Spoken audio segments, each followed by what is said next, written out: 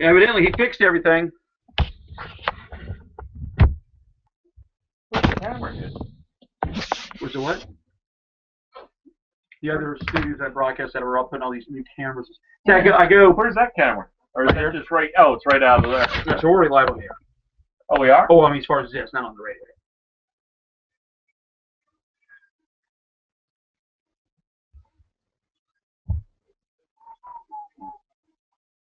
Had lunch with Bill Wednesday. He's at a housing authority meeting. So Wednesday's going to be a very interesting day.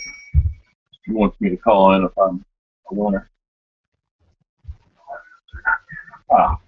Yeah, we even got spread money on the overs and unders for the marijuana debate. Like I say, there's a chance like it could get 59.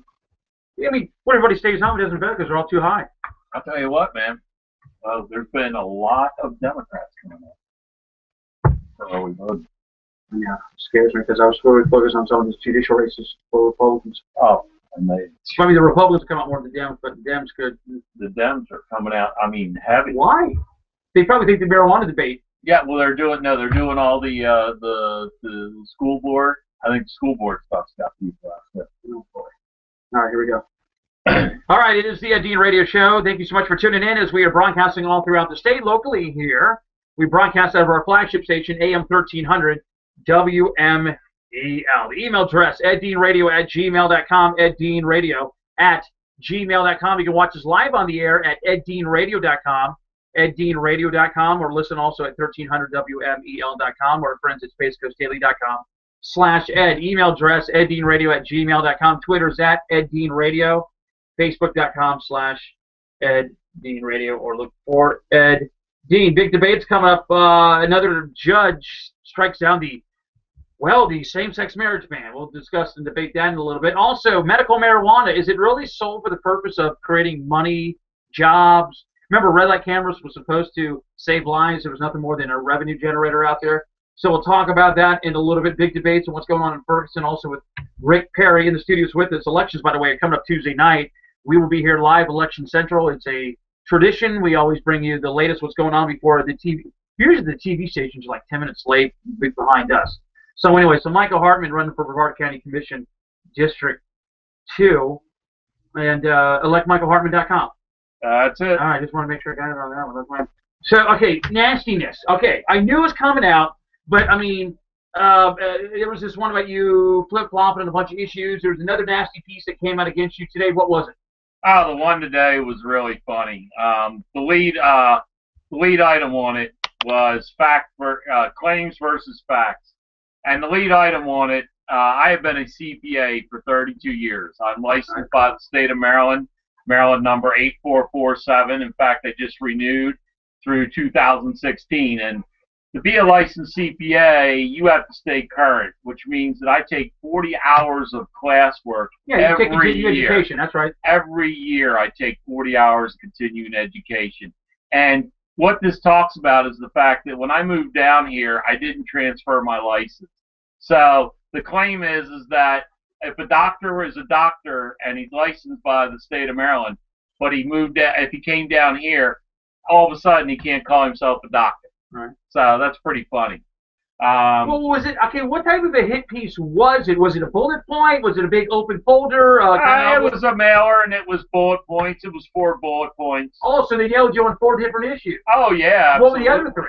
Well, the other one I remember, they were talking about that I am for government only doing that which private industry cannot do, and they talk about the fact that in my business, I use the Internal Revenue Code to attract private investment equity.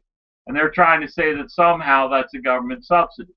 When I build an apartment complex, my apartment complex is usually financed 30% by a conventional mortgage from a lender such as Chase Bank, PNC Bank, somebody like that, Wells Fargo, and 70% of the money comes from a private investor. What are they buying? They're buying tax benefits. They're buying the tax benefits under the Internal Revenue Code of owning real estate. So the money that I use is private. Now, the third thing they said is that, oh, he's against CRAs, but then they say that I use CRA money. Well, I'm trying to think back in 21 years. I really cannot remember using CRA money on any of the developments that I own. But if there is a gap in financing, I have gone to the state and said, hey, can I get a secondary loan from you? But I give them a mortgage, and guess what? The state gets paid back. So it's not like I'm asking for money that I'm not going to pay back. I pay it back. It sounds, I mean, if I was going to run a campaign and hit you, why would I hit? I'm just asking, why would I hit you on the issues? I mean, personal would be fine, but I mean, okay, so your license. I mean, sometimes there's a transition. I understand that being in the financial world, go from one state to another. It could be 2-3 weeks later. That's government. That's not your fault. If I'm going to hit somebody, why? I mean, unless there's a real personal problem. Unless you got people buried in your backyard. Why? I would say if I was going to do a TAC ad, why? Where are the issues? I don't know. I mean, to me, I tried to stay on the issues because that's what the taxpayers want. Did he slam anybody else in that piece? Just you? No, just me. This is a personal attack on me alone. Me alone. It was definitely a personal attack just on me. You think any more coming out next couple of days? I'm sure there are. I'll tell you, for about the last 4 weeks, I feel like I should be wearing a rubber suit so that somebody can hose the slime off of me at the end of the day. I mean, they've taken shots on everything from me. And, you know, I just keep on shrugging it off because the people are really caring about the issues. They don't care about these personal attacks. 90% of the people I talk to say that, you know, they just ignore them because they know what they are. Right. It's desperation to me. If somebody has to attack me personally, not on the issues, to me, they've run out of ideas on the issues that are important to the citizens of this county and this district. Michael Hartman, one of the candidates running on the Republican side on Brevard County Commission District 2, August 26th, Tuesday, is the day to vote. There's early voting going on, but everybody's going to vote. By the way, just to prove a point, I was right. Lori Scott is dead wrong. Shame on her. Not 50% is voting in the absentees. I don't know why she keeps saying that. And it's costing you a lot of money. Well, I'll tell you, the absentees, we figured that there was going to be probably about 4,500 absentee voters. What I think what Laurie is talking about is about the actual voter turnout. That's not what she said. She says absentee is people returning the ballots. Absentee, I'll be about 50%. I don't know how do you take it. Maybe am I misreading it? No, I don't think you're misreading it. There's a lot of ways you can do it, but yeah, I think spin it. Yes. Yeah, I think what she's talking about is the fact that there is going to be probably in District 2 about 15,000 Republican votes is what our best. What's the percentage of that? That would be about 45% of all the registered Republicans in District 2. Okay? I bet you don't even get that.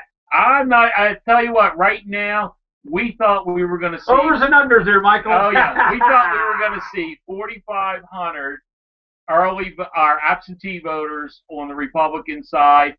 As of this morning, I believe it was just over 3,000, so we've still got 5 days for it to come in. We'll see how many come in. Did you base those numbers on what she was determining? Like, okay, no, we're basing it on history. Okay, we're using the last 2 or 3 elections. The last election, I think 33% of the voting came in under absentee. Another 15% came in early, and then 52% came in the day of the election. And I would tell people, come out and vote early. I and my supporters have been at Kiwanis Island every day. I've heard that. And I can tell you, if you want to get in and out quick, go there. I mean, it's coming in steady, but it's ones and twos. Is there a certain, now District 2, for the listeners out there, will also cover Cocoa Beach, Merritt Island, Cocoa, parts of Rockledge? Rockledge and Cape Canaveral. Where is the high voter turnout? I mean, percentage-wise, not where the city has the most people. As right now, where do you see people in this district that are really pumped up about the race? Historically, the highest voter turnout in the primary is going to be at the precinct for North Merritt Island. I was going to say that. That is probably, there's only 7,000 residents out there, and yet over 1,300 Republicans voted in the last primary. Yeah, and there's not 7,000 Republicans there. There's 7,000 total residents. Right. Why do you think there's a low voter turnout right now? I mean, you talk to everybody. I mean, I see the signs everywhere. Yeah, I mean, I wish I knew that. I wish I could get people to vote. I think voting is one of the most critical things we do as citizens of this country, and the fact that people will sit there and complain about their government, but I don't think that anybody has the right to complain if they don't go out and vote. If you don't go out and vote, how can you make a difference? What issues, by the way, Michael Hartman here on the Ed Dean Radio Show, running for Brevard County Commission District 2 on the Republican side. What issues were popular, say 6 months ago, say first of the year, that have gone down and other issues have overtaken their place? I think one would have been all aboard Florida. Tell me where another one I may be missing that was not popular 8 months ago, but popular today. Yeah, all aboard Florida was not even really on the radar screen 6 months ago. Now it's in the top 5, absolutely. Right. I think probably the county staff, primarily the county manager situation 6 months ago, there was a lot of talk about it. I think that has quieted down. Now that Stockton Witten has gotten in and he's shown what he can be without having to be underneath of another county manager, I think people have come around. I know I've come around to realize that, I have a different outlook on him today than I did 6 months ago. So that's a big issue. Trying to think what else. Most of the issues are still very important. It's still taxes. It's still how much are you going to take out of my pocket. The fact that the county commission doesn't listen to people, the fact that they seem to be almost anti-citizen in their outlook. There have been people that have said that there's a war going on. Can you explain that overall the new people that are running for these districts in 4 and 2? What comment was made about that? Okay, yeah. Or there will be a war. Yeah. 2 weeks ago on August 6th, the number 2 person at the EDC, Greg Weiner, made the comment that these county commission races are declaring a war on economic development. It's like a meta scare, like the Democrats and Republicans. Okay, and I can tell you, at least from my perspective, there is no war on economic development. I'm a CPA and a businessman. I am always pro-development, or pro-growth. I want us to have jobs here. I think what has happened is that some people have tried to sell the idea that economic development and the EDC are one and the same. They are not. Economic development is one thing, the EDC is the other. The EDC is a tool that the Kern County Commission uses to try to promote economic development. Whether or not you have the EDC, we are still going to promote economic development. Because we don't have transparency, because we don't have all the facts, I can't tell you right now if we as the taxpayer are getting our best bang for the buck by using the EDC to promote economic development, or if there is an alternative way to promote economic development that's going to cost us, the taxpayers of this county, less money. And that's what I want to look at. All right, let me take a quick break. I know you got to leave at 5:30. Tonight is the Republican Men's Club. Let me promote that a little bit. At Double Hoagies, great place, great location, good people that are out there. The debates on the state Senate, state House, ought to be good tonight. Michael Hartman's going to be there tonight if you want to go get a chance to meet him. I'm sure other candidates will be there as well. Meet them as well. Michael Hartman back here in a few moments. Let's ask him, are there unnecessary forces, sounds conspiratorial, involved in these races that should not be involved? I'll ask that question on the other side of the break right here on the Ed Dean Radio Show on 1300 WMEL. So tonight it's just kind of a last minute to make sure that people get out and vote and stuff like that? Yeah, I mean, realistically, and here's the difference in philosophy. I made my whole thing when I tried to get myself known was first to get known inside the Republican Party. Right. Okay, and I've gone to just about, not to everyone, but probably 7 to 8 Republican meetings a month.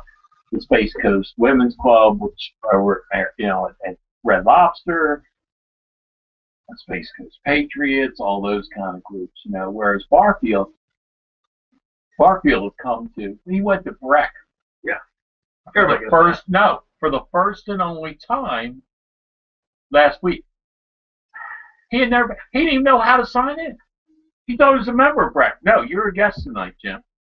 And so, so to me, it's a way of getting close to the people that, can influence others, hopefully. Yeah, some of my friends are like, dude, if anything, they don't mean save them as far as winning, but anything that may help out was the endorsement. I said, well, yeah, but listen, Wayne, I like Wayne, but Wayne's no Jack Parker. But having said that, because let's be honest, Jones hasn't done anything. That's why I said when I told some people, I said, listen, when I get called by something, getting Wayne to endorse Barfield was like a last second desperation. Yeah. I told everybody, I said, guys, I've been out there, I've hit the Republican doors. I said I've been embedded in something, and I said, Hartman signs are everywhere. I do not see anybody walking or working with Barfield. It's incredible. He was supposed to be at 5:20 in Courtney today from 4 to 6. I went by there at 10:04. There was one Barfield. John Craig was out there with his family. There was about 6 of them. And then I drove by there at 4:30. When I looked at my rearview mirror, I didn't see anybody in the car at all. What takes place over the next several days campaign? What, sign waving? You must be done walking. Oh, yeah, we're done walking. What we've been doing is, ever since last Saturday, from opening to close, we are at the early vote. And we're waving signs out front. Tomorrow we're going to be sign waving at 5:20 and 1. All right. More of the Ed Dean Radio Show. Michael Hartman's hanging out for a few moments. He's got the Republican Men's Club tonight in Indian Harbor Beach on St. Patrick. Big debates tonight going on between the state house races, Tim Street, John Tobiah, Monique Miller, and Thad Altman. Just those two, right? Yes. Okay. It should be a good crowd out there tonight. I won't be. We're on till 7 o'clock, and I might rush over there. I may not. Just depends. So, anyways, everybody wants Ed, but I appreciate that. But go over there tonight. Double Hoagies, great place, great people. The people that run it are good, decent people, so enjoy it tonight. Michael Hartman, one of the guys running around the Brevard County Commission, District 2 on the Republicans. Okay, unnecessary people would be government workers doing work for your opponents. Have any of the county commissioners, have they been working behind the scenes for any of your opponents, or publicly come out in favor of some of your opponents? Has that happened? Oh, absolutely. Okay. Absolutely. I mean, Chuck Nelson made his pick. He made his pick probably about 4 or 5 months ago, and it wasn't me. And I've seen him at a number of events for one of my opponents. So, okay.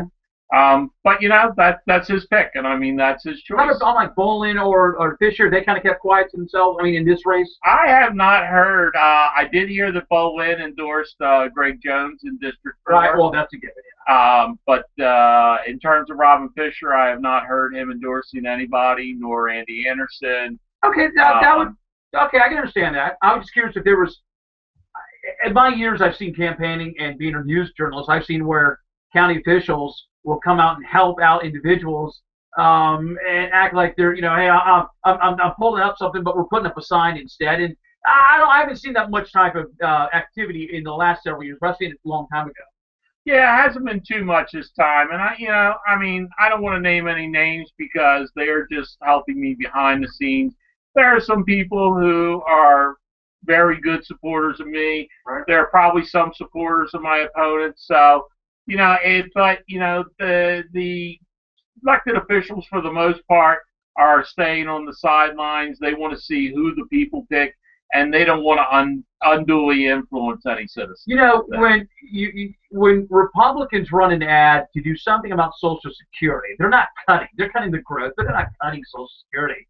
And then you get the typical, not typical, but an interesting voter sits back and says, what you explained to me, the sky's not falling. Has that happened where, again, oh my word, Hartman's declaring World War III on us if he gets elected, and you have actually some people come up to you and go, we've listened to Michael Hartman, we don't see the sky is falling attitude here. Does that happen? Oh, yeah, absolutely. Right. I mean, they have tried to portray me as a radical, as a far-right person. That's a guilt by association. It's a guilt by association. Right. Now they've tried to make Tea Party a pejorative, and the thing is, when you look at myself and the people who are supporting me, we look at things that we think that people should be self-reliant, that people have the ability to be anything they want to be if they're willing to work hard enough to achieve it, that less government is better government. We also believe that we would rather have our tax dollars in our pocket as opposed to going in the pockets of the politicians, because we all see a lot of waste there. And, you know, my group is a whole cross section of people. I've got politicians, I've got business people, I've got families, I've got retirees, I've got people of all races that are supporting me. So we're a good cross section of Brevard County. I mean, and they come from all sections. I've got supporters in Melbourne Beach, I've got supporters in Cape Canaveral, Cocoa Beach, Merritt Island, Cocoa, Rockledge, Melbourne, Vieira, you know, just to name some of the places. So, you know, it's a good cross-section of everyday Republicans, mainstream Republicans. What they do is they try to put you in a box and say, oh, you're a radical fringe.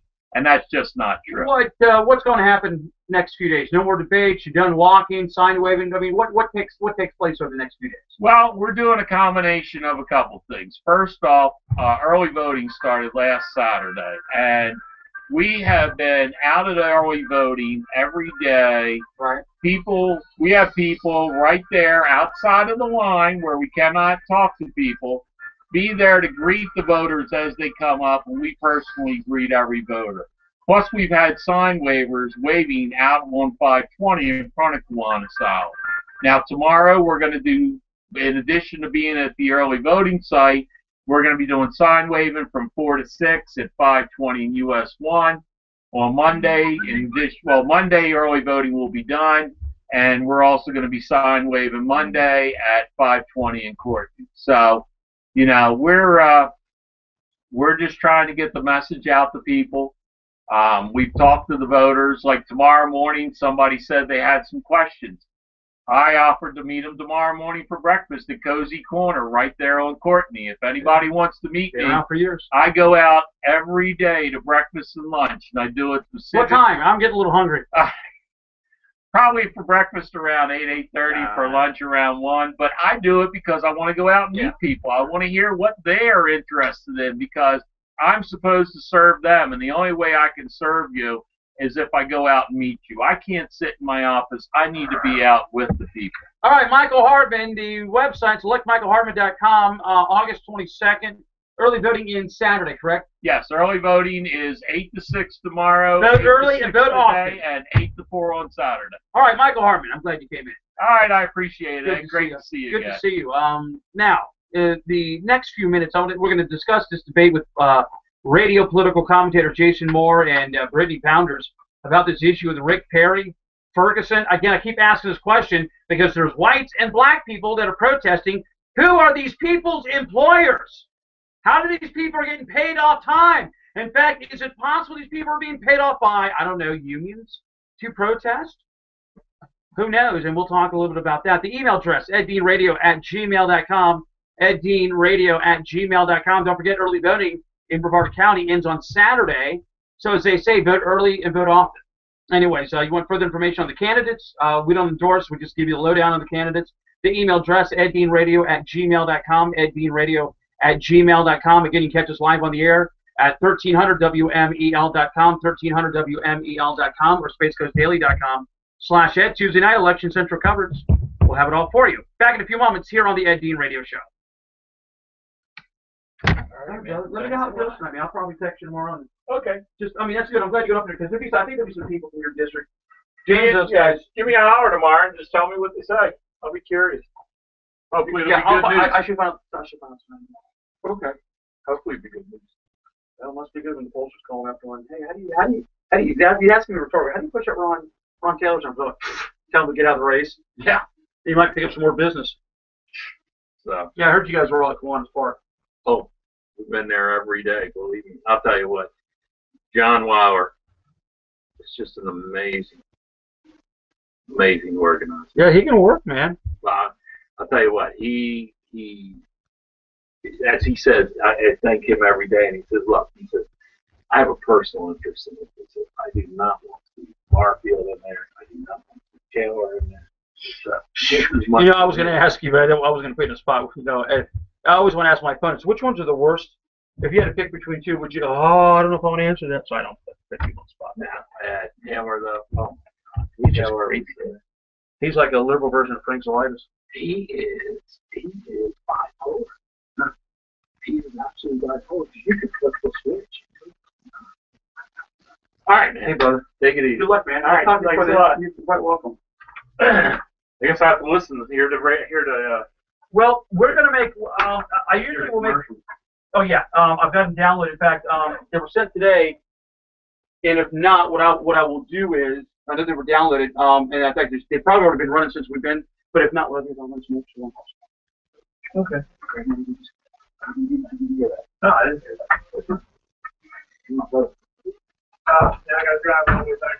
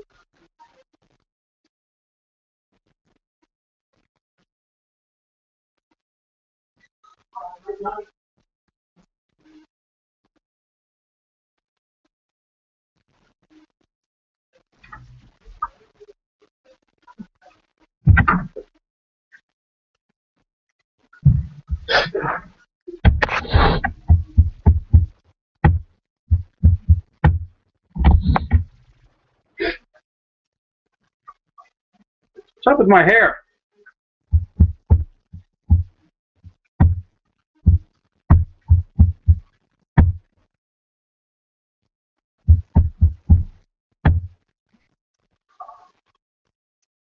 Hey, what song are we going with, Vince?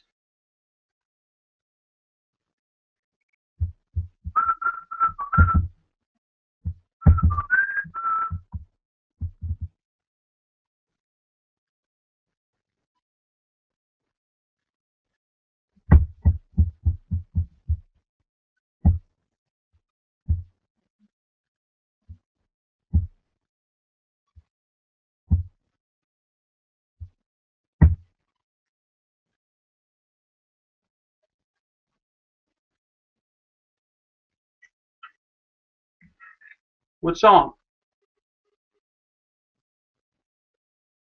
What song? Show me the list, will you? Let's go with, we got any Snoop? You're so beautiful. I love Snoop.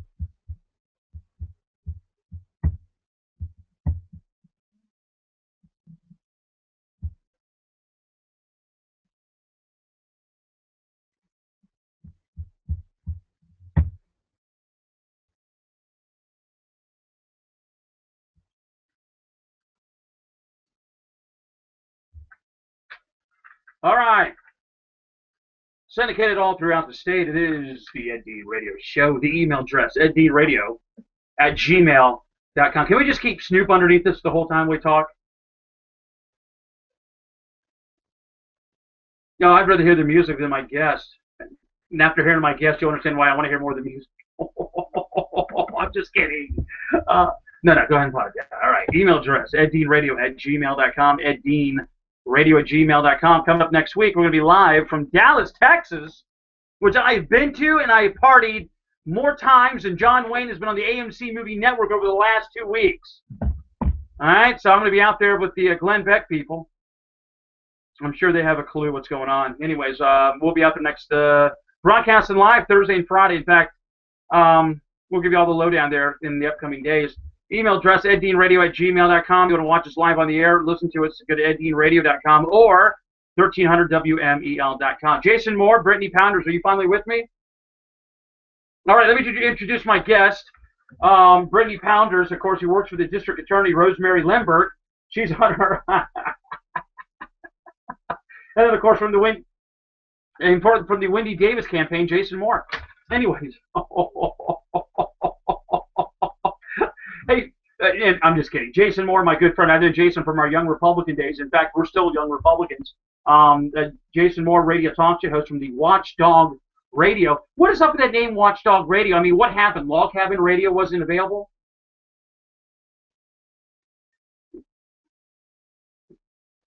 Why didn't you have the Big Dog Radio? That's what you are, man. You are the big dog. No, you didn't. You just heard it for the first time. Well, listen, don't do it because Brittany will use it, and then we have to sue her for plagiarism. All right.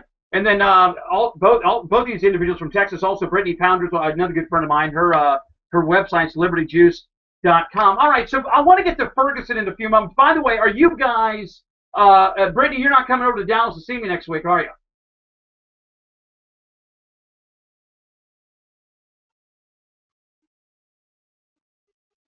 But no, I figured your husband said no. All right, now Jason, Jason, you're going to hang out with me next week, right? In fact, Jason's going to hang out with me live on the air. In fact, I was supposed to be with my good buddy Chris Salcedo in his studios. He's from the Blaze Radio, but in fact, I think we're going to do it. Hey, Johnny, are we staying at the Omni or the Hyatt? Okay, yeah, wherever the setup is, it doesn't matter. I'm in the presidential suite. That's all that matters. All right. What do you mean by people like me? Okay. All right, Brittany, let me start with you. Let's talk about this Rick Perry thing. I was on Newsmax TV. By the way, did you see me on Newsmax yesterday? Okay, well, good. Go see the one yesterday. I was talking about Rick Perry, and man, he looked great in that mugshot. They were asking me what I thought about it, and before we get to the breakdowns about Rosemary Limburg and everything else, what I said before on yesterday on Newsmax, and this is what I've been saying, Brittany, is that the bottom line is Democrat governors, Republican governors, even this president always talks about using the veto pen. The veto pen has been talk and usage of talk for over 100 years. Everybody talks about it. It is not extortion. You sit back and say, if these guys don't pass my bill or they give me a bad bill, whether it's a Democrat or Republican, they sit back and say, we're going to veto this bill or we're going to veto funding. This is nothing new.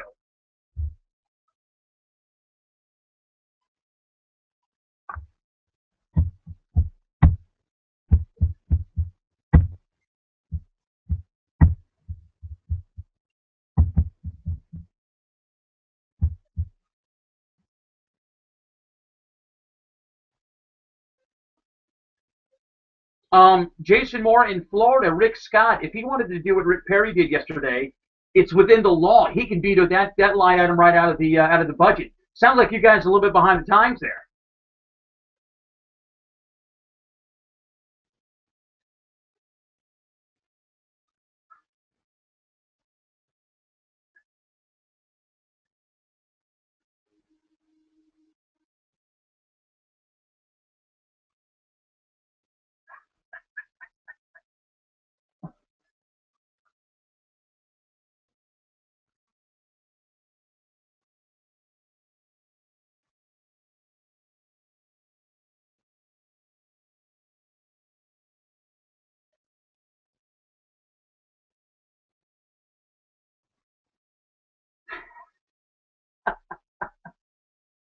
The Omni.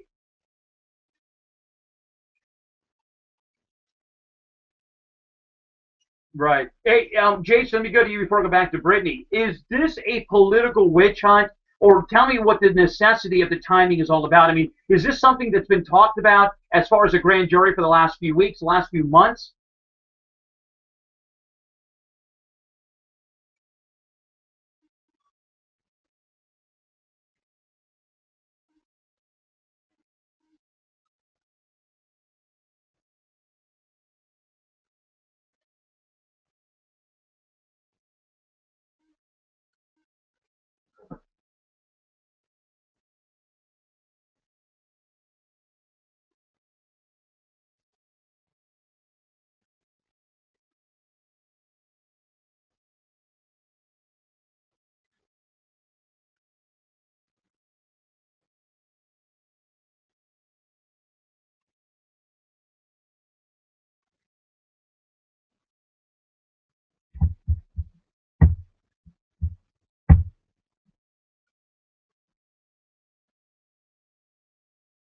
Is you drunk all the time? So, Brittany, Brittany, you know, oh wow, that's a good one. Yeah, I heard. There was a rumor that she had a beer bottle in her hand. She got pulled over, and the cop looked at her, and goes, he goes, "Are you drunk?" And she goes, "Yeah." The cop goes, "Get out of the car," and she says, "What? You don't believe me?" Anyways, Brittany, this is what I'm getting. Weak joke. I heard it back a week ago. Brittany, this is what I'm getting at. If this Jason brings up a good point that this could be or is going to be used as a fundraiser for Democrats, but in turnaround, is it not going to be probably a pretty good fundraiser for Rick Perry?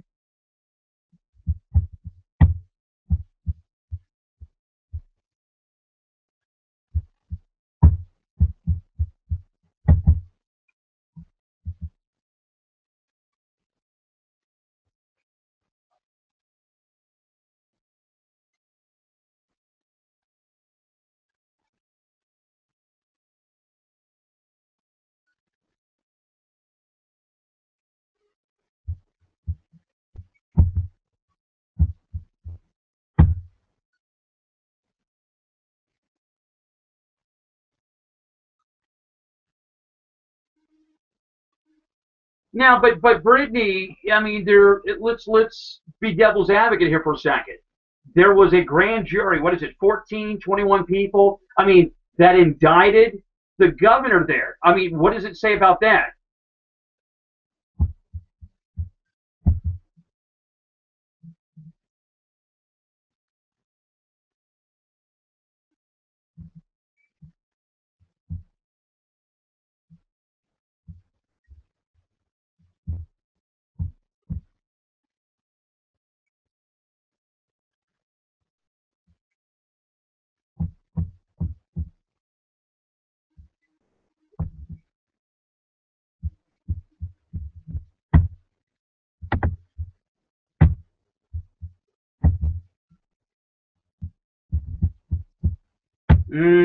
All right, so Jason Moore, let's go with you on this one.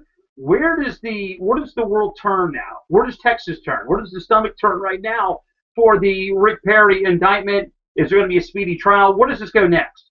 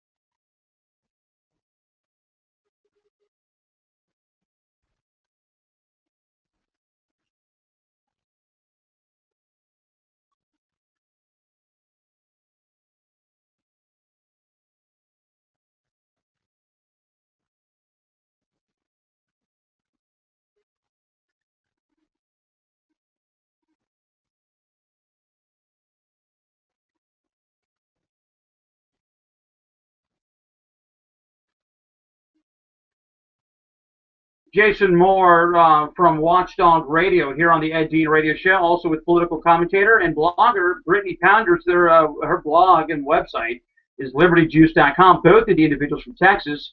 Jason's going to hang out with me next week and put him on the air for a couple of days, as long as he doesn't take over. But if he brings me, actually, Jason, it'll be cheaper to pay you than feed you to come on my show. Anyways, I love Jason. Yeah, by me, yeah. Um, anyways, pesos.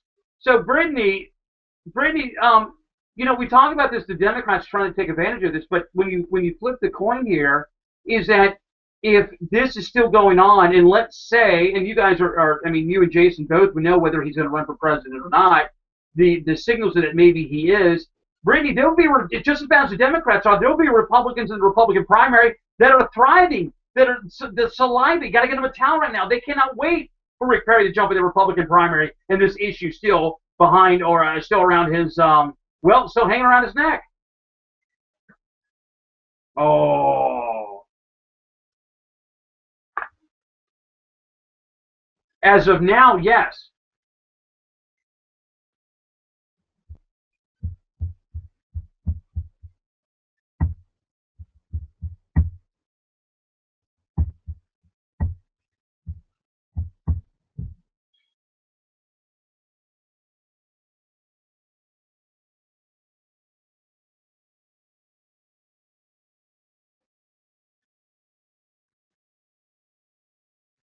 But Brittany, when this hits a court, what's going to be more of the light shined on? Rick Perry or the office of what you just said, public integrity?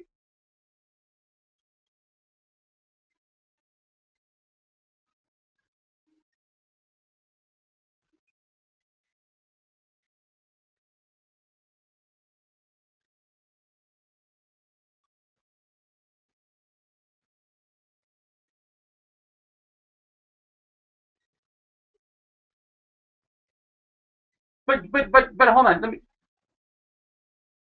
But Jason, let me ask the question: what has been the accusations there against her?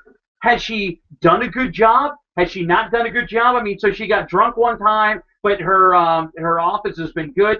So okay,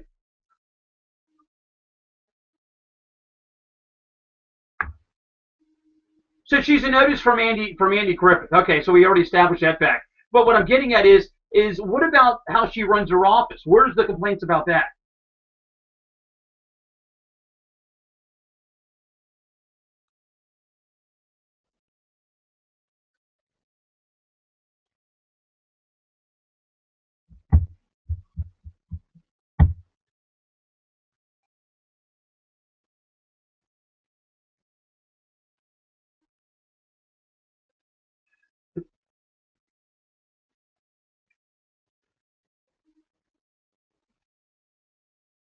But Jason, what about those out there that are going to sit back and say, okay, she got drunk, but she runs a tight ship. Why would you want to get rid of her because of that? There are going to be people that say that, Jason.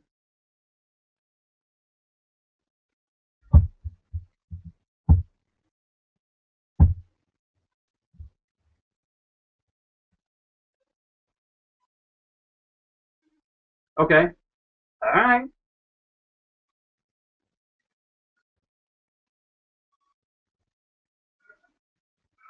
Ah,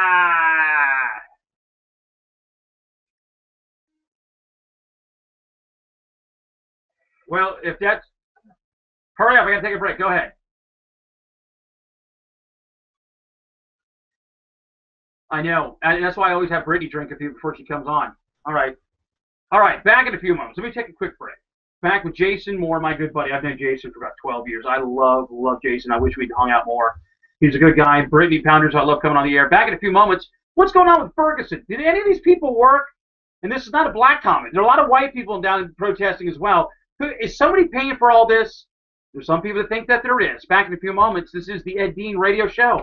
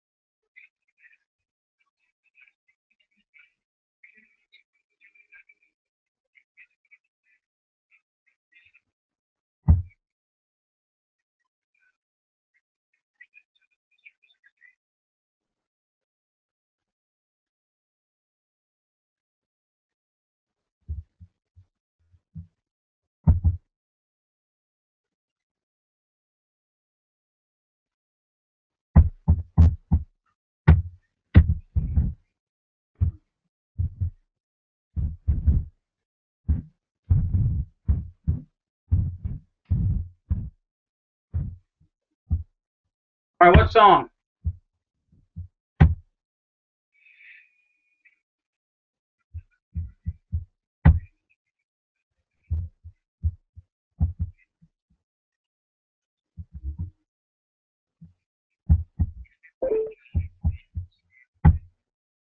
Hey, Vince.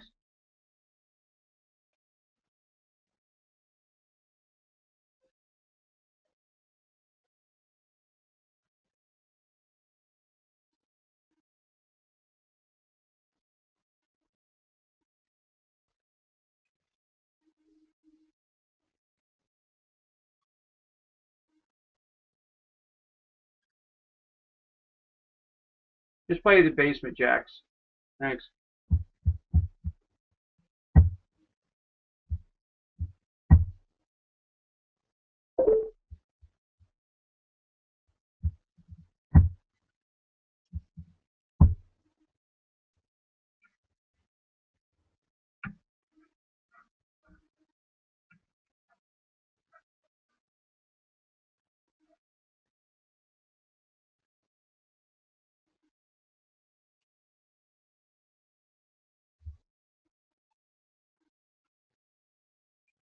All right, we are the Ed Dean Radio Show. We don't have any protesters outside as of yet. But I'm sure when Jason Moore comes on with me next week, I'm sure they'll be trying to break in. Anyways, yeah, all the unhappy. Yeah, people are like, who would protest Jason? I don't know. Log cabin Republicans, unhappily married wives. I don't know. Just wow. I love Jason Moore. Jason Moore, radio talk personality with Watchdog Radio here on the Ed Dean Radio Show. Also, Brittany Pounders with LibertyJuice.com. So, Ed, Jason, yesterday I was asked this question about this whole situation, what's going on in Ferguson. And I said, listen, forget the race. There are white people also protesting with black people. I said, I want to know who these people's employers are. What is it you get to party all night, sleep all day? Who's paying for this? And number two, who's going to pay for the window smashing? Who's going to pay for the storefronts and all the activity where businesses lost business and had major damage? Who's going to end up paying for that bill, Jason? That's right.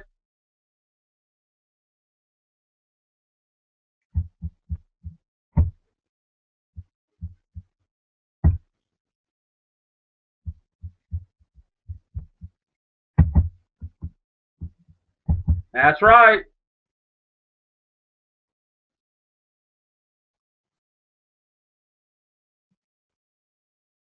Well, of course not, Jason. The protesters at Ferguson are not racist.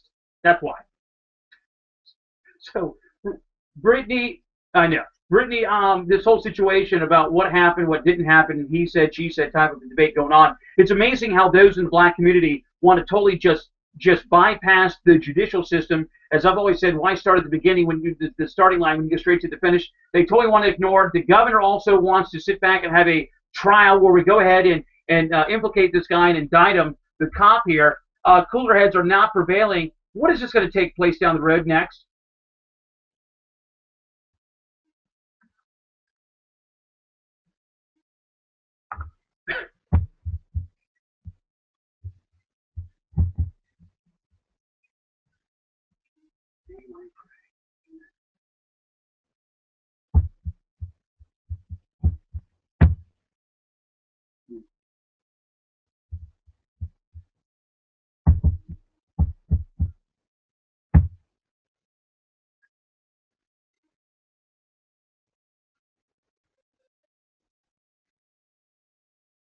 You know, they said that they didn't want to have the police do an investigation on Michael Brown's body because they felt that it would have been motivated. In fact, in some cases, Jason kind of brought it up and indirectly, almost politically motivated. Well, then tell me what Eric Holder is doing. Tell me what the governor of Missouri is doing. Tell me what all these, as Bernie just pointed out, voter registration drives. It's political, Jason, one way or the other, it seems like.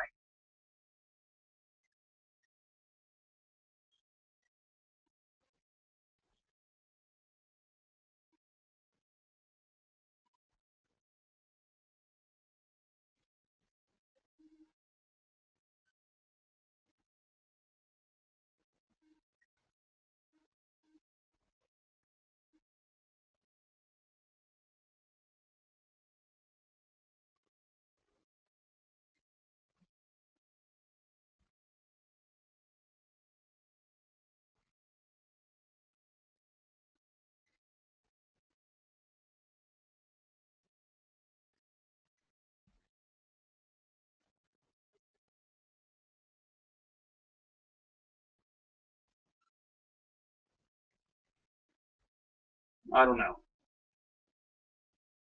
I don't know. What is it called, Brittany? All right. Well, it's going to be very interesting. So, anyways, next week. So Brittany's not going to be able to make. Jason, we'd have some fun with Brittany. Brittany's pretty cool. But you have to give. Listen, Brittany, you got to give Brittany like a week notice so she can get prepared. You know, she gets all worked up.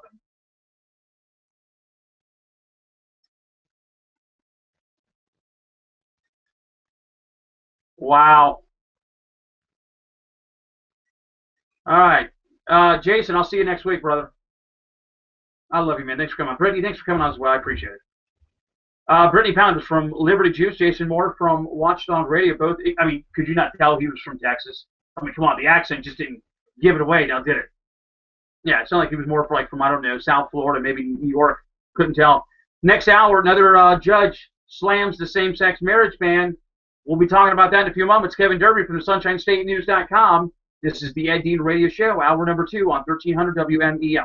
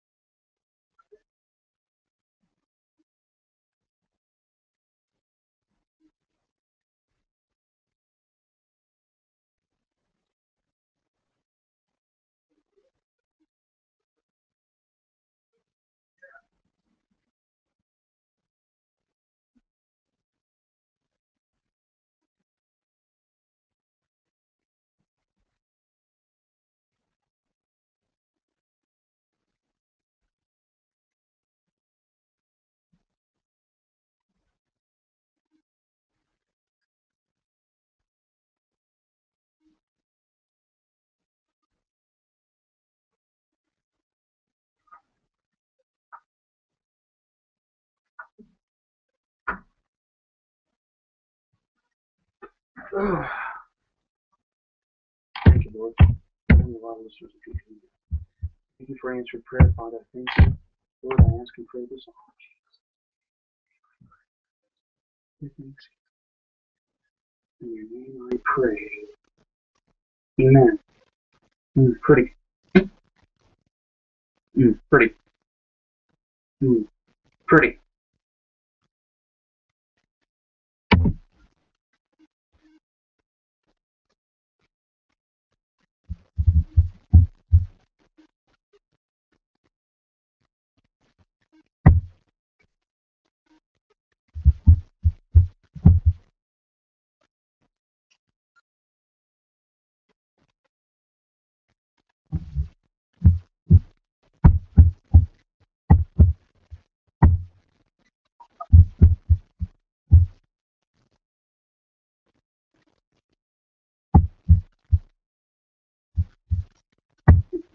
Sweet.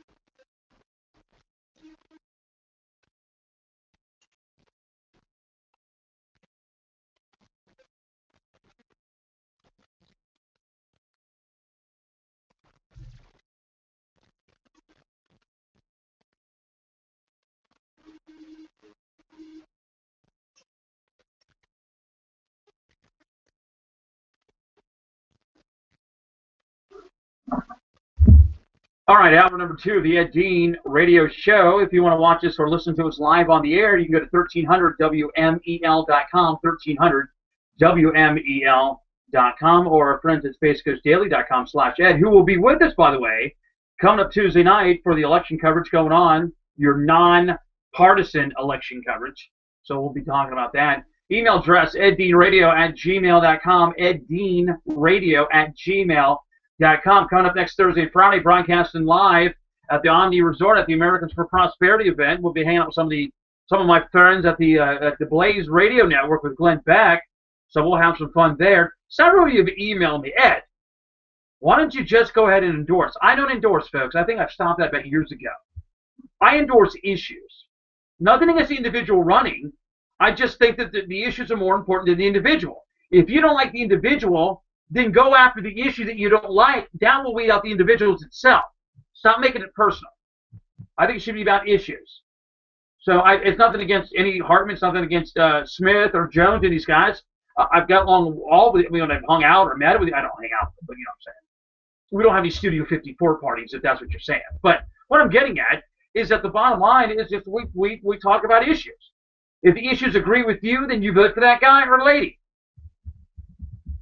I can tell you right now, that McDermott lady didn't have her prayer, now did she?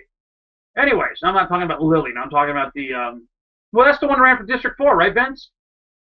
Lisa, no relation.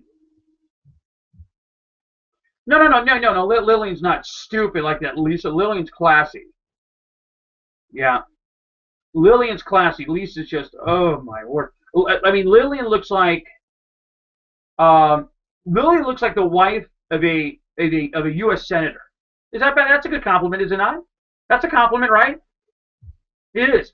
The other McDermott, yeah, Amanda's one. The other McDermott looks like the front page of the Now Monthly organization magazine, National Organization of Women, better known as the National Organization of Witches. All right, what you gonna do to me?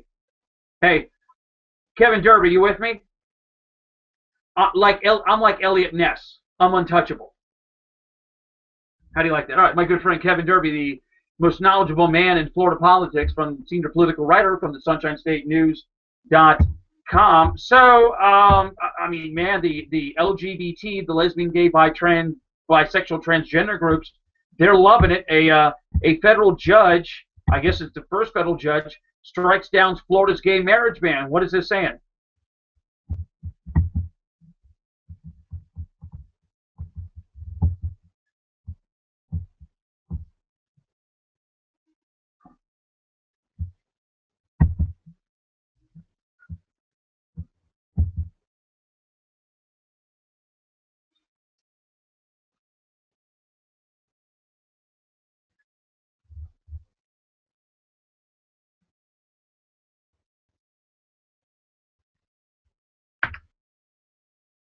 Oh.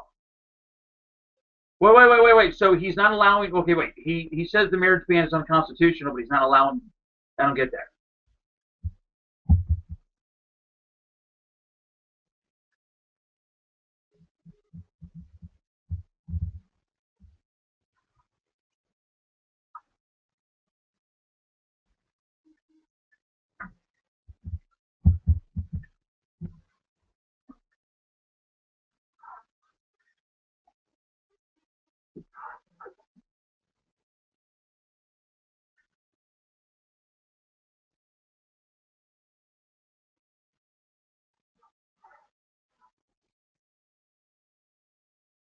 Yeah, I noticed the Supreme Court told the state of they're not going to hear it this year, coming from Virginia. So what does this mean? Right?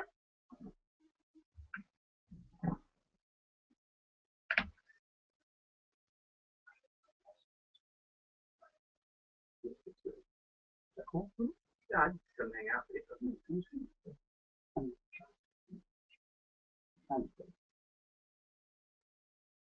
Right?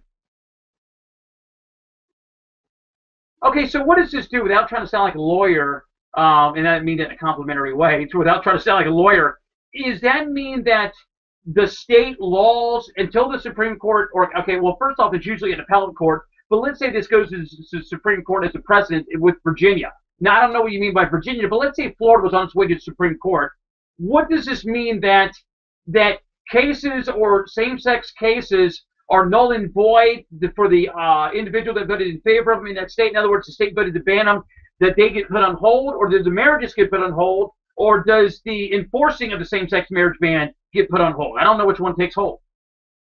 Do you get a hold of that? Ah,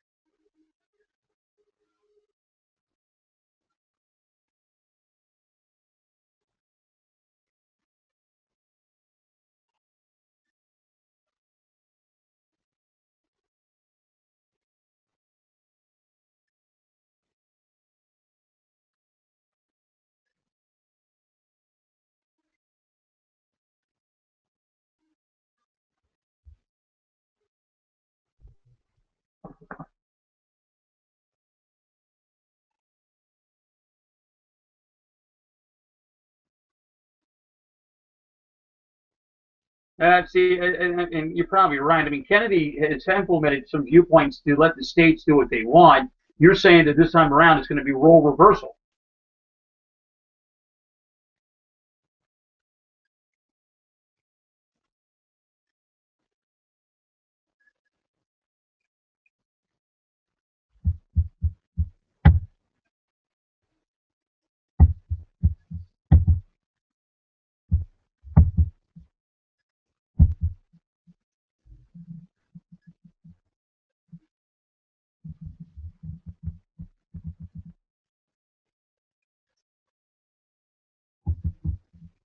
Kevin Derby from the SunshineStateNews.com here on the Ed Dean Radio Show. So the Democrats are filing the complaint against State Senator Tom Lee, a Republican, because the recent robocalls to Democrat voters featured the voice of conservative views of former Republican Charlie Crist. The Allison Tant, chairwoman of the Florida Democratic Party, says no telephone call shall state or imply that the caller represents any person or organization unless the person of the organization represented has given specific approval in writing to make such representation. That sounds a little confusing. The bottom line is Charlie Crist got nailed, and the Dems don't know how to react.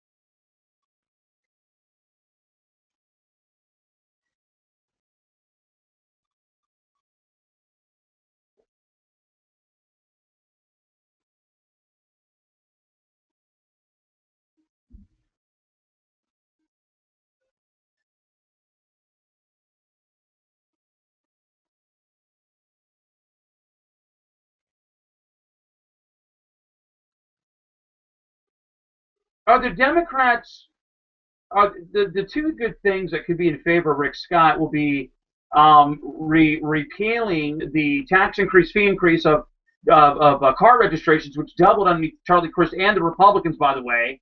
Now they thought it was okay to repeal it now because of political, well, it's a political election year. But also is another big thing is, of course, the flip-flopping of Charlie Crist. I mean, I can sit back and watch Rick Scott go, yeah, well, Charlie was a position here, a position there. Is this something, number one, that Rick Scott and the Republicans will wait to do in the next few months? And number two, are the Democrats ready for it?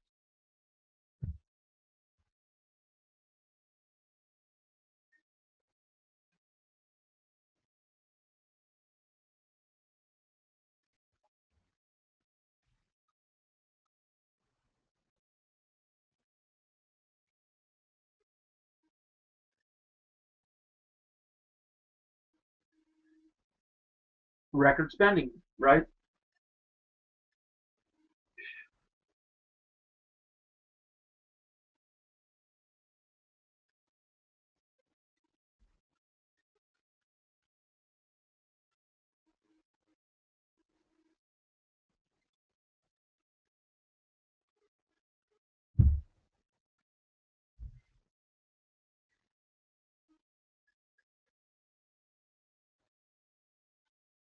When we come, let me take a quick break. All right. Can you hold over through the break? Kevin Derby here on the Ed Dean Radio Show. The email address, eddeanradio@gmail.com, eddeanradio@gmail.com. We come back from the break. The whole marijuana legalization debate, medical purposes, I think it's going to be permitting more jobs and revenue in the state, and I'll tell you how they'll try to sell it and how it may not work. Back in a few moments on WMEL. Oh, man. Yeah, if they just, I mean, like, I got in here and boom, so I was like, okay, whatever. And so your timing, I mean, was just perfect. Yeah, dude, I figured Perfect. a little bit of time. You're not going to any political meetings tonight? I'll get poker later on, but it's no hurry. So, Tim, so I had Rob, I told him, I said, guys, please do comparison, Tim against Tobias. Oh, 10th Street, yeah. And I haven't seen it yet. I don't know what they're doing. I told them what to do, how to get it done right, comparison piece, blah, blah, blah. So my buddies could go, we got another 10 piece, kind of, just promoting 10. Now, Tim's working, hitting all the houses. I like know, 3 times. hitting them hard. But the question is, he's working smarter. He's working hard instead of smart. And he just compares me to Tobias with Clinton, and I'm pissed because I told Rob she did. And if Tim wins, it's going to be a miracle. I think in the Rob. Rob. And I said, you know, I mean, I get along with Rob. I mean, we don't hang out. So I'm like, bottom line is, you should have done it. Rob was going to do some designs. You guys should have done it. It's the way I told you to do it. If you don't win, listen, he would have done it. This game, Tobias, he would win. He would win. I know he's walking on, but I mean, I don't give a flip about Tobias. He done well on one of the strong balls, didn't he? Yeah, but everybody doesn't Didn't he want win that. Yeah, but not getting people, and Tobias spending thousands of dollars on radio, the TV. Well, the TV ad before, so the radio ad, and he's not been It's It's been the Republican Party. Now, Stacy, our polls are pretty tight. Looks like there may be general. It may end at Tuesday because Donna Gordner is not doing any mailing. So I mean, it could be rich. It could end by Tuesday.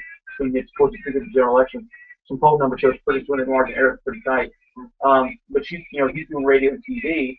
I understand she came out with some TV, but I haven't heard any radio spots. I don't know if you heard anything as well. I'm not. I mean, I just got Michael Hartman to spend a little bit of money. He wouldn't do anything. I think Hartman should be able to win that, but Bartle just hasn't worked from what I've seen. He's like an unglorified version of Tim Harper. Yeah, I've not seen much with him, to be honest with you, as well. I've not heard much. Actually, that whole district, I'm not really much. Yeah. In District 4. That's another crazy race going on. We'll talk about that in a few moments with Vince Jackson.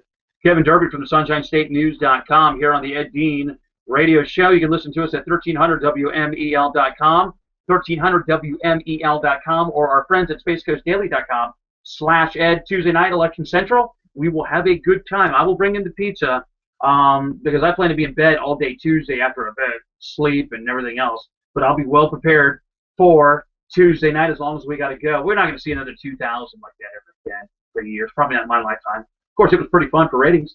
Anyways, the email address again, eddeanradio@gmail.com. Kevin, the marijuana debate I think may change if numbers slide a little bit. Now, as of right now, it's still 2.5, 3 months away before the election.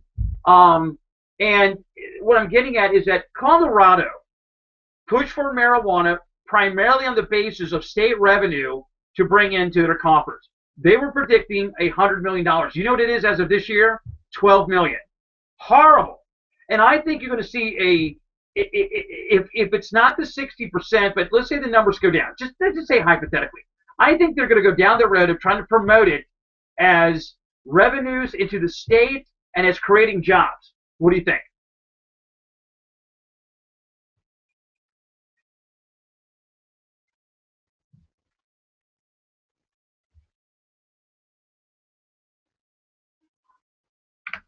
Right.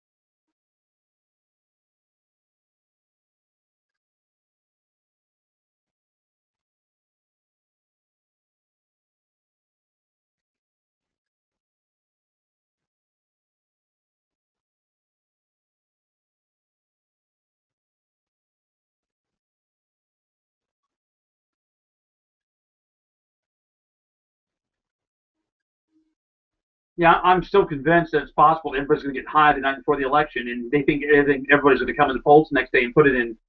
I mean, and it's going to pass, but I mean, I even got numbers. I mean, I was telling some of our previous guests that we've got bets on the overs and unders when it comes to the marijuana debate. You know, how much over does it get high, and if it doesn't get, I mean, if it falls below 63%, so it's going to be fun to watch. But this is what I'm getting at. I think they'll go down that road if they need to, because remember, many of the Democrats have said that Rick Scott's an idiot for not taking the state-run Medicaid money or money for Medicaid expansion, and they're talking about all the jobs that could be 64,000 jobs that could be created if we took the Medicaid expansion money. Again, we're talking about raising more revenue, raising more money, but not through the private sector, but through more government.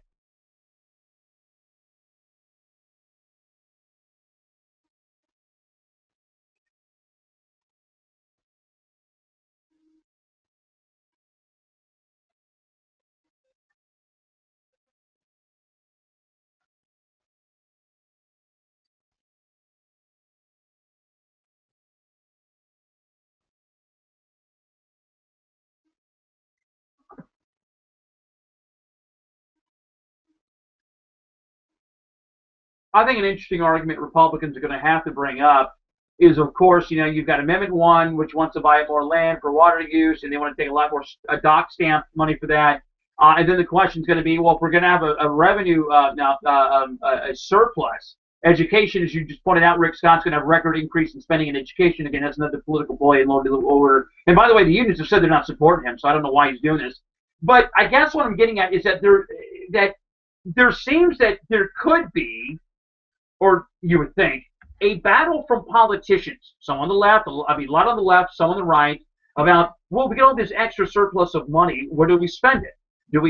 Is it possible that we can use all this money for more environmental land grabs? Is it possible that we can have a balance and spend more money on education? Because again, if you said it was just between those two, the Democrats come out and said, yeah, but Rick Scott's giving big tax breaks to corporations. Charlie Crist is out there running ads saying that he raised property taxes, which doesn't make sense. First off, I don't see which tax they are talking about. Rick Scott gave big corporation tax breaks. Where?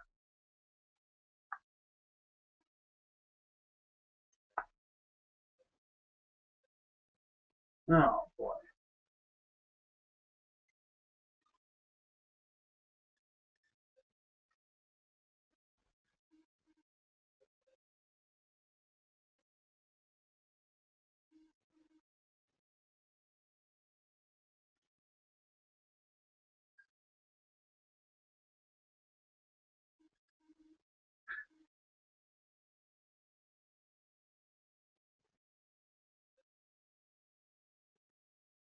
So everybody got a tax break, but somehow it was the rich that benefited the more, is what they're saying.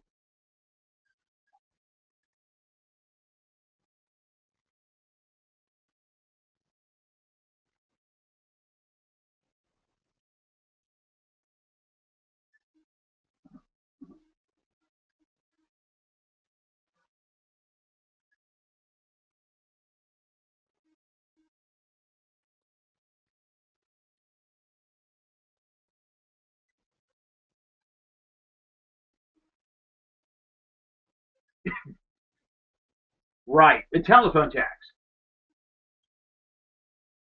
I think because it's like the car registration. It's a direct tax, and I think that hits people's back pockets every month. I think that would have been a win-win. By the way, who killed that?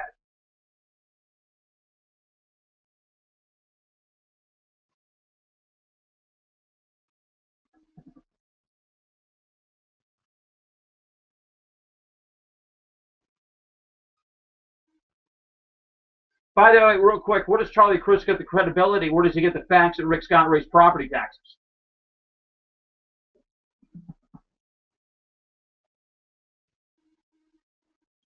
No, you know what it is? It's some of these rhino Republicans on a local level because Rick Scott cut spending. No, he cut some in some areas like St. John's, but overall spending's increased heavily underneath Rick Scott.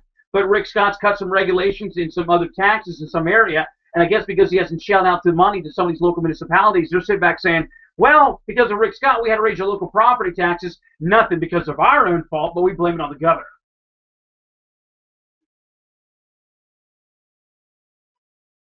That's pretty good. Kevin Derby from the SunshineStateNews.com. We'll see you tomorrow.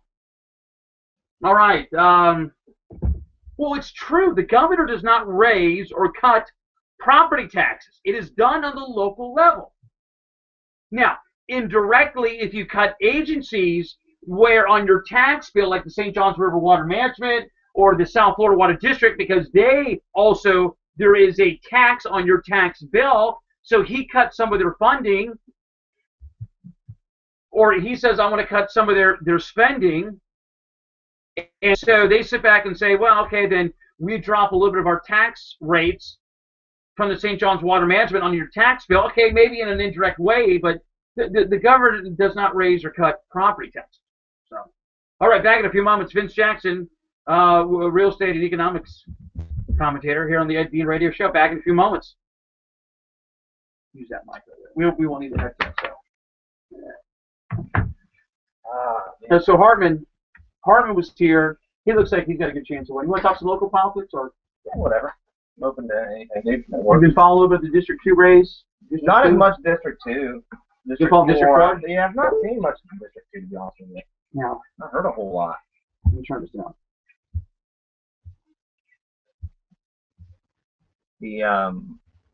Now let me tell you what happened.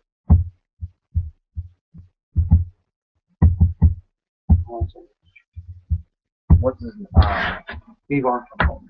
Did he? I just don't feel happy with these guys, blah, blah, blah, blah, blah, blah. So, I did a nice mail piece for him that pretty much did a comparison piece of Greg Jones' first. I had to do a bunch of radio. I mean, I kind of took over the campaign now. If he wins, of course, I'll take it. But if I don't, I'm 3 weeks sketch. I do as much as I could. I mean, I feel like 6 months of time. So, they're ignoring Dave Armstrong. They're going after Greg Jones. Person's got a good chance to this. I think Armstrong's going to come in second or third. Yeah, I don't think it's going to win either. I mean, but if you would have hired me on, he would come in first. But we did a comparison piece against the other ones, and he's just very dissatisfied with those guys. And he goes, "I feel like I can trust you," and blah blah. Here's the problem with Dave, dude. I think you could run for office, for example, another seat, and win. I mean, you could run for state house. You could run for Andy Anderson's county commission seat in District 4. I think he's going to be devastated if he doesn't win. I think Dave could win another seat. I mean, he just got a shaft this year because, I mean, I would have helped him. He would have won. I would have gone after Kurt Smith big time because Kurt Smith's a bore. But I really think Dave. And he's on Melbourne City Council, right? No, Greg Jones. Oh, Greg is. I think you want to run for Trudy's seat. You could run for Andy Anderson's seat. You could run for Rich Ward. I mean, I know the Russo, we like Mark, so we probably. I think for Dave, I'm gonna have to have a conversation with Dave, but that'd be tough. I think, listen, I do not want to be around Dave. It ain't gonna be because of me. He's thanking me left and right. He's well, I mean, yeah, he can't expect to pull. I've done a lot, but I mean, pull it out of the bag with a whatever. Yeah, but Dave, and I technically have a choice. Right. I have to just go.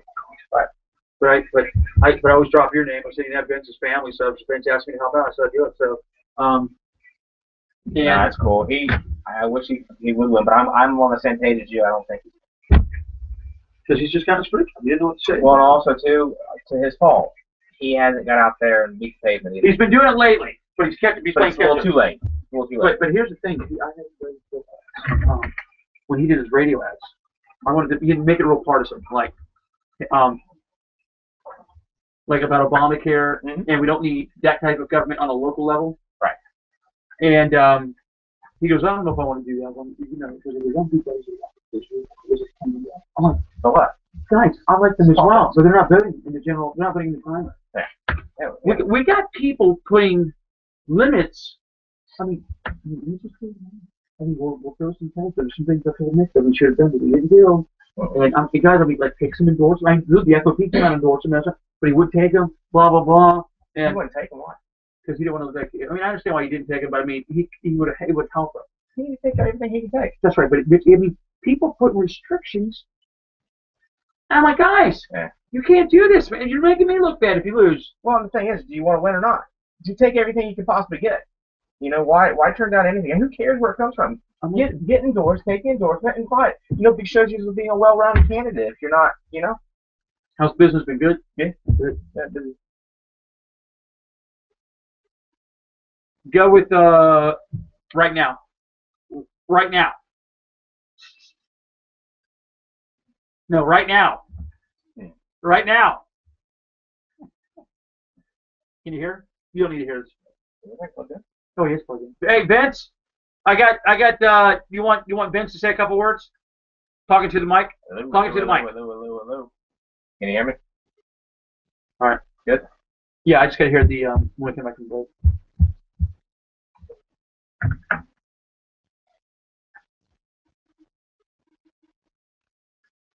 Yeah, you don't know. I gotta turn down. Just listen to the music. What you got going on this weekend? I'm doing some sidewaving for Tim tomorrow in Palm Bay.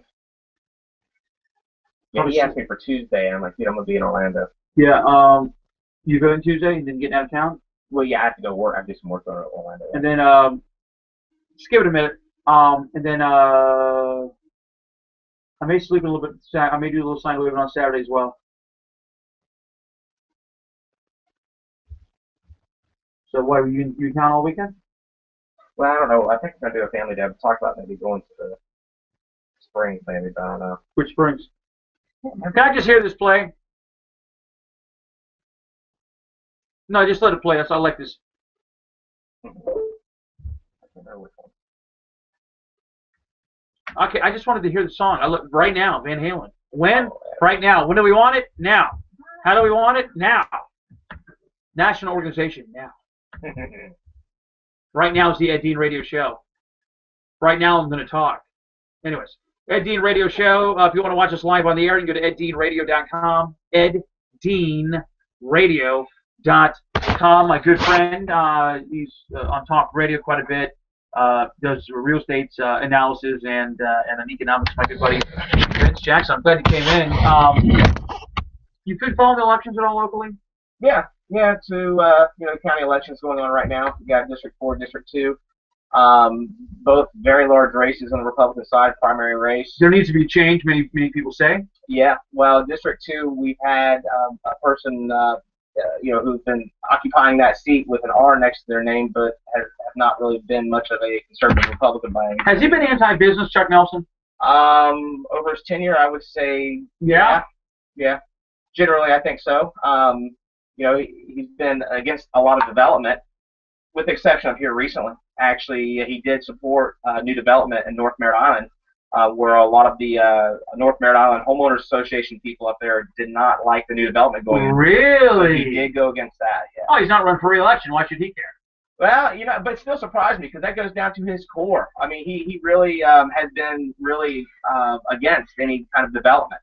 And, a lot of the people didn't like the density. The people who live up there didn't like the density of I will tell you, when Nancy Higgs, and I always got along with the liberal Democrat Nancy Higgs, but when Nancy Higgs was commissioner, she and I, we disagreed, but we got along. But if you ever go down to South Melbourne Beach, there's a lot of growth down there. I mean, don't get me wrong, there's a lot of private beaches down there. There's a lot of growth down there, and it happened underneath her watch. Oh, we don't like a lot of growth. There's a lot of growth in Melbourne Beach. You'd be surprised a lot of pro-growth Democrats out there that act like they really don't want all the density and stuff.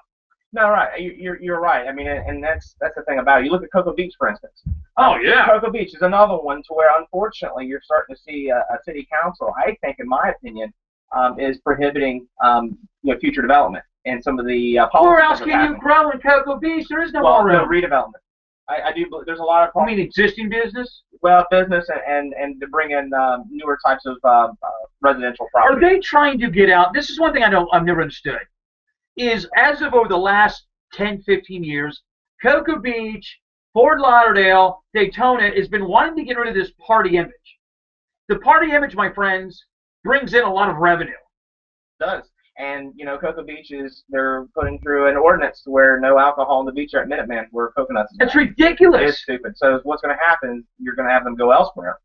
And you're going to lose the business in Cocoa Beach. It's like the smoking ban in 2002. I never voted in favor of the smoking ban. I mean, if you want to go to a restaurant that doesn't have it, the market took care of itself. A lot of people go to Jonathan's Pub in Coconuts, and they sit there and have a good cigar, a good cigarette. I don't smoke, I don't drink, and have a good time instead of walking 50 yards off the area where there's a place I might be able to smoke in. Right, and it's their reasoning behind it is that there have been some bad characters coming out on the beach drinking and doing some bad things. But it's been that way for years. Exactly. It's been like that for years. Nothing's changed. And also, too, they've had this height requirement on buildings in Cocoa Beach for the longest time as well. So, I mean, Cocoa Beach, any beach community for that matter, you're limited in the amount of land. So the only way to develop or redevelop is go up. And of course, you just can't do that. You know, for years, the environmentalists have said the problem with Brevard County is we're going to go the way of all the other counties in South Florida, by the way, which are all run by Democrats. The way that South Florida looks and the high density, who we think runs all that are Democrats. Brevard County will never, ever have that type of growth. In fact, Brevard County will never be overpopulated. The majority of growth that's happened in the last 10 years has been between Rockledge and Wickham Road in Melbourne, crunched up into a town, nice town, by the way, called Viera. If you travel on 192, 528, State Road 50, State Road 46, there are miles and miles of land that will never be developed in Brevard County. You're 100% correct. Viera has done a tremendous job of building a market. And they, like you just said, they made an excellent place to live and work and play. But the rest of Brevard County, as far as it goes, is what you've seen. Unfortunately, Brevard is still a small area. A lot of people who have been here for years don't want that new growth. Should Merritt Island incorporate, become its own city? I don't see any reason why that would help. But it would save money for the county. Well, it would help. It would help save money for the county. But as far as the people who live there, but can you imagine if Merritt Island had to incorporate what type of attitude they may have for growth or against growth? I don't know where they'd stand on that. That would be interesting to see. I mean, and again, I think the people that you would see run for that city council probably be less growth. See, I live in the country because I'm a conservative, but I'm a conservationist. I mean, I like growth. I just like it where I'm at because there really can't be any much growth out there. I like it in the country a little bit. You've been out there, and I just there is an issue about water. I don't want everybody building on the St. John's. The water runoff needs something to take place and to happen. I think there's a way of doing it with drainage, do something with the pesticides. The liberal left can't give me an honest answer what they want to do. No, I really think smart development is the right way to go. Unfortunately, over the years, Brevard County, I don't think has had the best development plan overall. I agree. And if you look at other areas in the state or other beach communities, go to Indian River County. Indian River County. Yeah. Look at I got family down there. You go down to Indian River County, the difference of waterfront properties, for instance, to here in Brevard County, which is Brevard County has more waterfront than Indian, but we don't have nowhere near the amount of type of homes or the value, let's say, that Indian River County has. And why is that? And well, I think it comes down to planning. Vince Jackson, real estate and political commentator here in the studios. I'm glad he showed up here. There has to be, I've advocated this for years. I've covered this as a news reporter, that instead of having new growth, now we have existing growth. There are empty buildings in Cocoa, Titusville, Port St. John, Dixon Road in Cocoa, in Melbourne, and we have existing growth. But I have builders tell me, hey, the way some of these buildings are, it'd be cheaper and more cost-effective to build a new building. Right. But what do we do about the old buildings then? What do we give them all big tax breaks or something? Well, you got to figure out some way of redevelopment. And like you were just saying, like areas in Cocoa, for instance. Well, there's not a lot of reason for people to want to redevelop in most areas of Cocoa, right? Because there's not a lot of... There's not a market. Not a market. Crime. Right. So, there's a lot that has to change to drive that in, along with maybe some tax breaks and things to do that redevelopment. But you got to start somewhere. And, that's why Viera's done so well, or the surrounding areas of Viera, because there was nothing there and it's all new. But, after a while, that's going to fill up. You're not going to have any more space in Viera, and the rest of the county's got to do something. And, of course, it's hurting areas like Cocoa. Titusville, for one, is really hurting. What bugs me is a lot of these politicians on both sides when it comes to local government says, well, we're going to put $300,000, not a lot of money, $300,000 in a redevelopment committee in the urban areas, known as the ghetto sometimes, but in urban areas, whatever you want to call them. That's what many of those would say. And so they put $340,000 in the urban areas, mostly in black areas and poor white areas, and they put a brand new light up, and they call it redevelopment. And, Vince, my point is unless you make it more business friendly for private business to move in there, we are wasting taxpayer dollars. Well, exactly. I don't think the government should be in redevelopment business anyway. Because what they need to do is create the environment for business to come in and do it on their own. And that is through, of course, making an area safer, and creating policy to where it's going to drive business into that area. Money's not going to, government money's not the answer. One of the things I've seen as some of the politicians in District 4 and District 2 have had a lack of conversation with is what was very popular a year ago, earlier this year, about the mall getting county government money. Some say around $3.5 million, total up to $6 million. About rebuilding? Was it the Searstown Mall? And they said this was a complete waste of taxpayers' money. If private individuals really wanted to put their money into it, they would do it on their own. What's the story going on with that? Well, it's passed, and they've started construction. But construction meaning that they're going to tear it down. How much is the county spending? Do we know? I don't know exactly. I can't recall the exact amount, but I know it was quite a bit. Where does the county?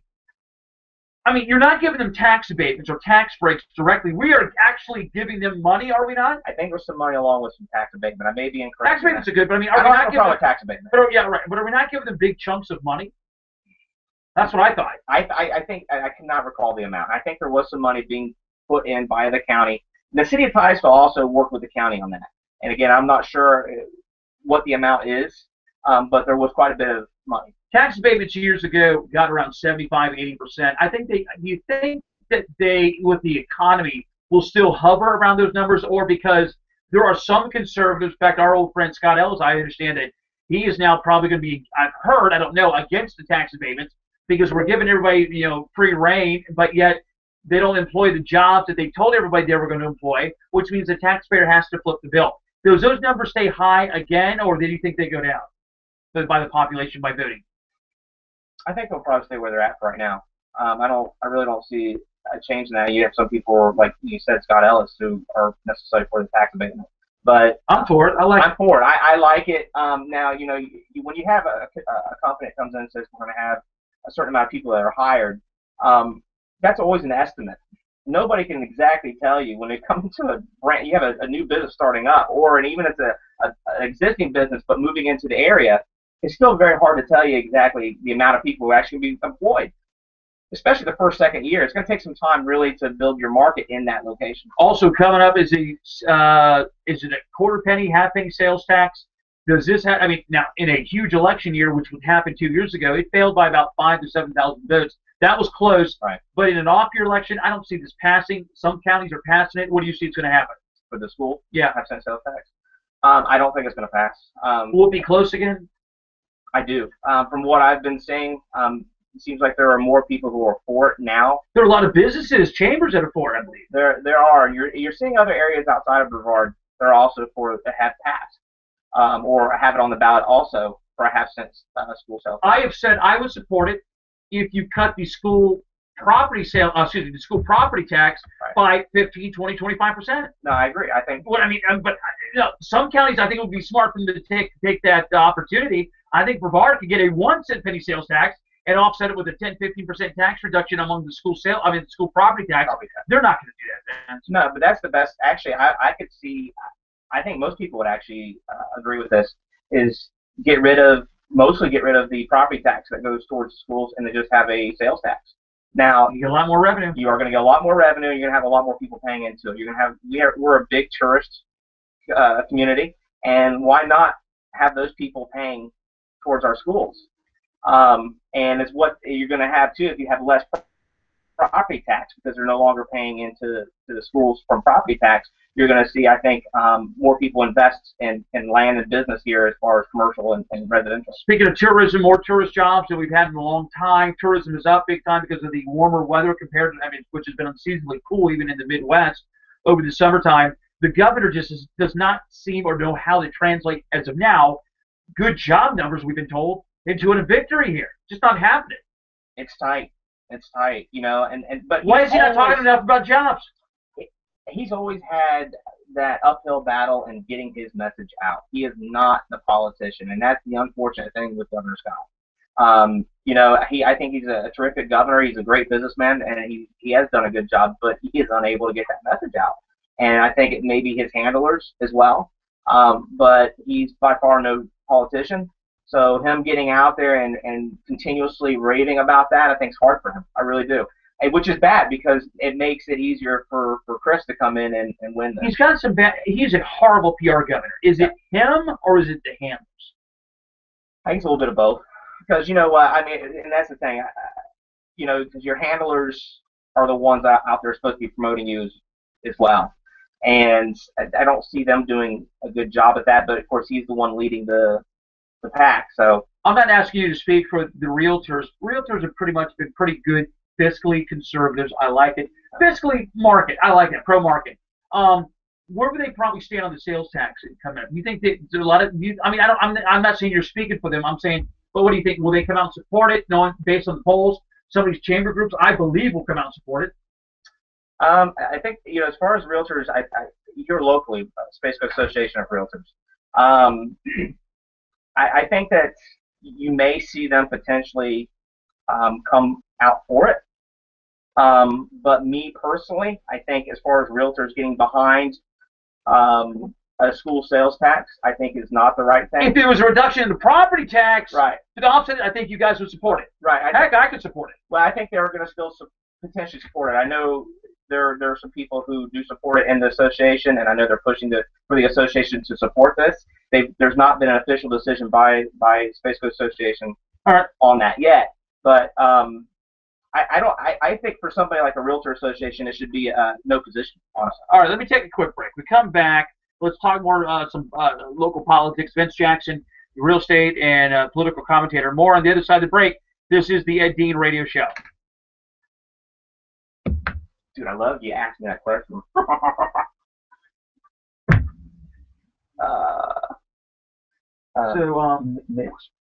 Mitch Reback, the president, is the one who's pushing that big time. I know I hear some people say it too. Let me turn out my volume here real quick. I got a call from a high-end chamber friend of mine. She goes, I said, what's going on? She goes, I'm calling the Palm Bay chamber for Greg J. Just move your polls. Now, remember, I've done a lot of polls in my past where you have to get a completed phone call. Sometimes it can take you 10 calls. You get 10 calls in an hour, you get pretty good. Right? $1 or $2 per hour, that's pretty good, dude. Pretty good freaking money. 20, 30 bucks an hour for phone calls.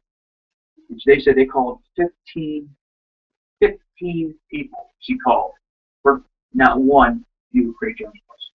Republicans, special person. I've heard that Milo Zonta sent out an ad. Yeah, I mean an email. Oh man, Greg, I have to do it. I don't know who they're going to vote for. But I hope that's true.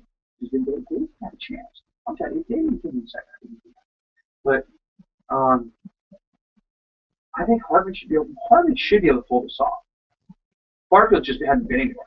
And as I had Michael, I said, listen, I'm not trying to be rude, but I said, the chambers and other establishment candidates should not be pissed off at you, because I said normally when those people go up the pecking order, I said, we're the school board people running for a county commission. We're all these city councils, Port Authority. That was the norm the old days. These guys would run. So I said, well, they disagree with you or not, Michael, shame on them, because if they thought they could have won, they had. I mean, Greg Jones, whether you like him or not, that's typical. You should have like a city council guy run. And to tell you, this has been one of the worst lackluster years. Michael's got a little bit of experience working for the Brevard Housing, but I mean, dude, normally when we see a lot of politicians run, we don't see it this time around. I have no clue why. Maybe it's because it's an off year, you think? Dude, who cares if it's off year? You run anytime. I'm with you on that, but I'm just trying to think of the reason. You think it's because they're afraid, maybe? Because people are so anti-politician? Well, yeah, but I mean, sometimes you don't see them put re-elect. Well, that's true. They're not re-electing. Well, I'm just saying this, and I told Michael Hardman this. I said, I'm down the road. I mean, Michael's got some interesting questions that he's going to have to answer sooner or later about, okay, he says that, I involved, and he says that, my position, about Stockton and Whitman and all this. Okay, whatever, that's fine. Charlie Cristobal, I mean, you have every right. But I said, to your opponents, and you know me, I'm dead down the middle here, I'm honest, that the pecking order showed that a city council, a soil conservation, a mayor would move on up and run for county commission. Right. And we got plenty of, quote, experienced people that should be running, and they're not.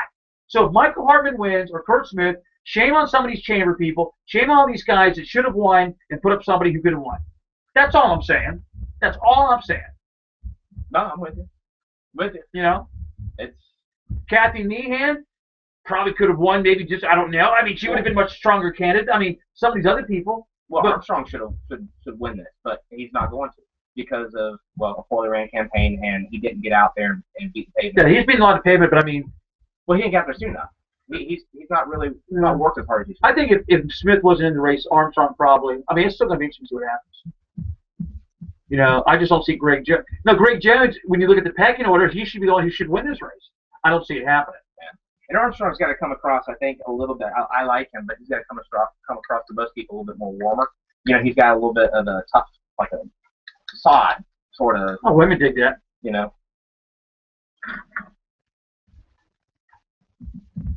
All right, more of the Ed Dean Radio Show. The email address, eddeanradio@gmail.com, eddeanradio@gmail.com. Real estate and political commentator Vince Jackson here in the studios. What is an issue? And I asked Michael Hartman, I've asked several of these guys, and I'll throw some tough questions at him, but what is an issue that was popular months ago that was talked about, that is not talked about now, and an issue that was not popular months earlier that is now, that should be, like all the board of Florida, that's one of those right now. But I mean, it seems like we're too busy talking about the county attorney, all right, whatever, Linda Weatherman, the EDC. I didn't realize all these issues were a top tier issue. To me, you don't have to like the individual, but if you work against the issue or support the issue, it will take care of the people themselves. Right. What has not been talked about in this county commission, both races? Man, it unfortunately, what you're seeing is just like you said.